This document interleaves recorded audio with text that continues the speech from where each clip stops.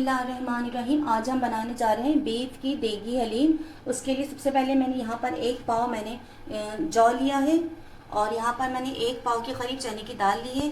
यहाँ पर 1 पाव मैंने गेहूँ लिया है। यहाँ पर मैंने आधा कप के करीब चावल लिए हैं, और 1 मुट्ठी मैंने मूंग की दाल ली है।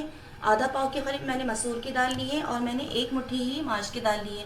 तो चलिए रेसिपी स्टार्ट करते हैं।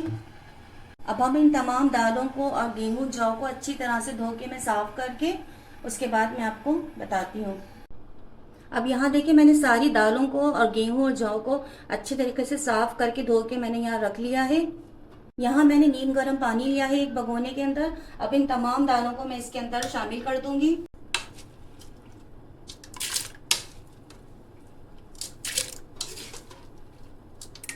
देखिए, मैंने तमाम दालों को इस गर्म पानी के अंदर भिगो के रख दिया है। 1 घंटे के लिए मैं इनको भिगो के रखूंगी।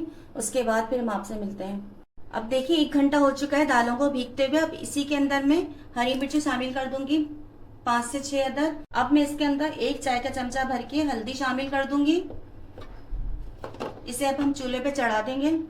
अब मैं यहाँ ढक्कन से ढक दूंगी, और इतनी देर तक हम पकाएंगे कि तमाम दालें गल जाएं। अब हलीम के लिए जो हम कोरमा बनाएंगे उसके लिए यहाँ पर मैंने 1.5 किलो गोश्त लिया है। हल्का सा मैंने चिकना गोश्त भी लिया, और मैंने इसकी यहाँ पर बड़ी बड़ी सी ऐसी बोटियाँ काटी हैं।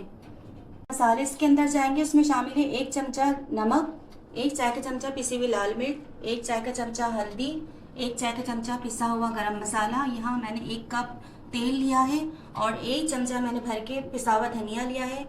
यहाँ मैंने 1 चाय का चमचा भर के चाट मसाला लिया है। अदरक लहसुन मैंने मोटा मोटा सा छील के रख लिया है। यहाँ पर कप मैंने यहाँ पे दही लिया है। 3 अदद मैंने टमाटर लेके इसको बड़ा बड़ा सा काट के रख लिया है। यहाँ पर 2 अदद मैंने प्याज लिए, मैंने इसको बारीक स्लाइस करके रख लिए हैं। गार्निशिंग के लिए मैंने नींबू, हरी मिर्चें, हरा धनिया, पुदीना और अदरक मैंने लिए। तो चलिए कोरमा बनाना स्टार्ट करते हैं। सबसे पहले पैन के अंदर मैं ऑयल शामिल कर दूंगी। इसको हल्का सा गर्म करेंगे हम। देखिए, ऑयल गर्म हो गया। इसके अंदर मैं प्याज शामिल कर दूंगी। प्याज को भी हम हल्का सा गोल्डन फ्राई सा करेंगे।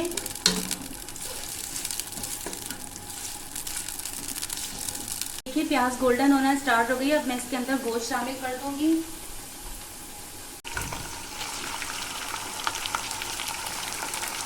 गोश्त को भी हम अच्छी तरीके से भूनेंगे।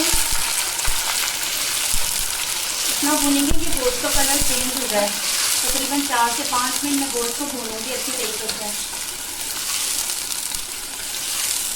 अब यहाँ देखिए, 5 मिनट हो गए गोश्त को भूनते हुए। गोश्त का कलर भी चेंज हो गया है, और इसका सारा ऑयल भी ऊपर आ गया। तो इसके अंदर मैं सारे मसाले शामिल कर दूंगी। पहले इसके अंदर मैं शामिल करूंगी नमक,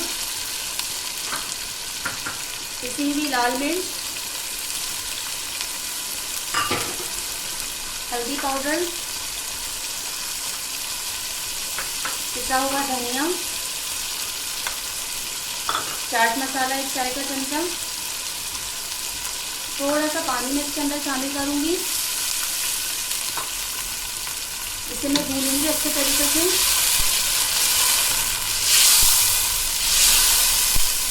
यहाँ पर मैं अदरक और लहसुन साबित ही डाल दूंगी, क्योंकि गोश्त को हमें आगे जाके पीसना है।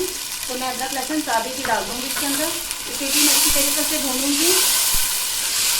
देखिए, मसाला भुन गया है, ऑयल इसका ऊपर आ गया। तो यहाँ पर मैं टमाटर भी शामिल कर दूंगी, और इसके साथ ही इसके अंदर मैं दही भी शामिल कर दूंगी। इसे भी मैं अच्छी तरीके से भूनूंगी।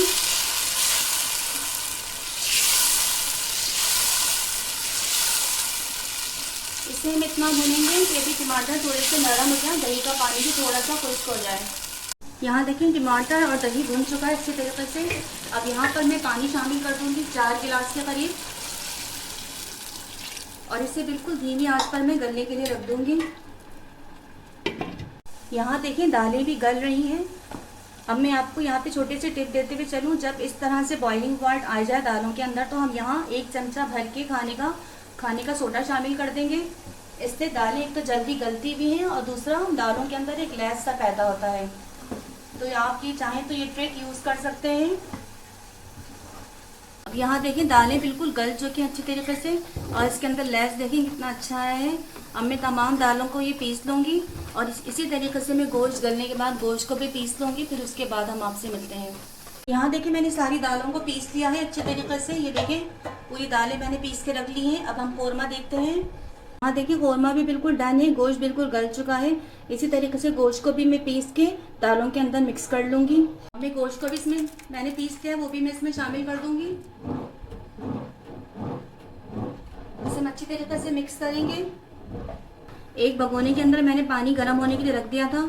जब मैं देखूंगी कि हलीम बहुत ज़्यादा थिक होती जा रही है तो मैं गर्म पानी इसमें मिलाते चले जाऊंगी।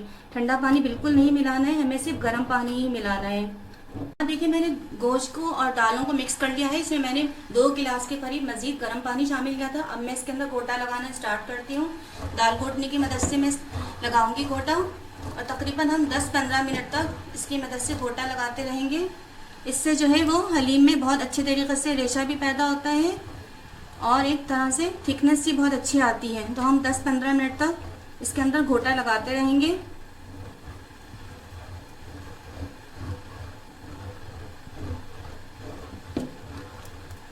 हलीम पक रहा है, यहाँ पर हम बघार की तैयारी स्टार्ट करते हैं। यहाँ पर मैंने आधा कप के करीब ऑयल डाला है पैन के अंदर। इसके अंदर मैंने मजीद 2 अदद प्याज ली थी, इसको स्लाइस कर लिया है, वो भी मैं इसके अंदर शामिल कर रही हूँ।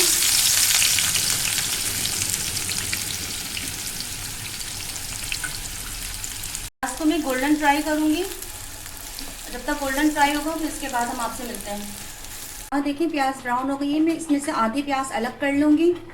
अब यहाँ देखिए 15 मिनट हो गए गोटा लगाते लगाते। आप इसकी थिकनेस देखिए। अभी मैं इसको थोड़ा सा और पकाऊंगी। अब ये जो प्याज मैंने बघार के रखी है ये प्याज मैं इसमें शामिल कर दूंगी। इसके अंदर मैं पिसा हुआ गरम मसाला ये भी शामिल कर दूंगी। 1 चाय का चम्मच इसके अंदर मैं कुटा हुआ चाट मसाला शामिल करूंगी। थोड़ा सा हरा धनिया पुदीना ये मैं इसमें शामिल कर दूंगी। इसे हम अच्छी तरीके से मिक्स करेंगे।